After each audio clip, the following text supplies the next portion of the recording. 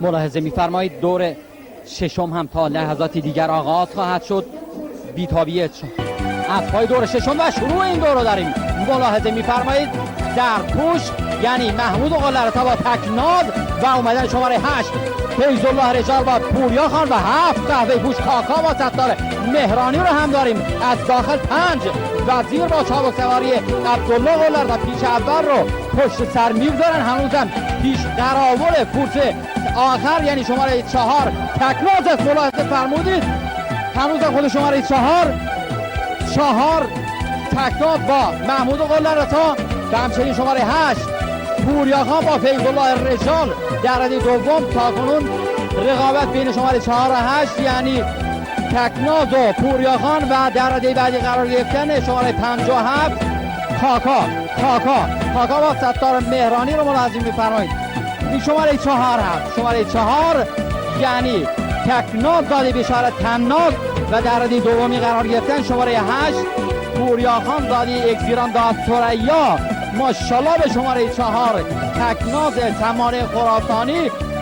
تکناز پیش قراول کورس ششم هست. تا کنون خود تکناز و اومدن شماره 2 آلیس بابا هم از تا حرکت میکنه و 6 رو هم میبینیم تا تقلا میکنه تا در ردی از پای جلوی قرار بگیره یعنی ماهتابان با چابک سواری عبدالخالق چپرلی به طرف خط راستا.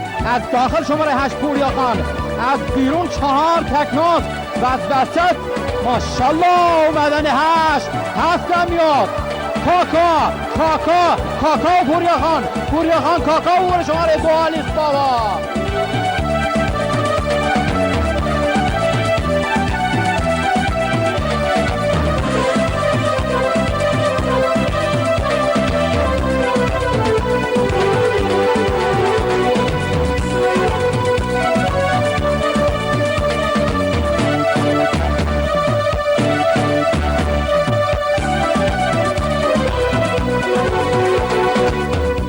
اما اعلام نتیجه دور ششم قهرمانی برای پوریاخان بهمن قریشی، مربی ارازداره کسلخه، چابک سوار فیض الله رجال، نایب قهرمان کاکای مجید ابکزاده، مربی آن محمد حاجی زاده، چابک سوار ستار مهرانی و عنوان سوم برای آلیس بابای امیر و اسماعیل عطاگزلی، مربی نورقلیچ قربانی، چابک سوار عبدالرحیم آرمیده.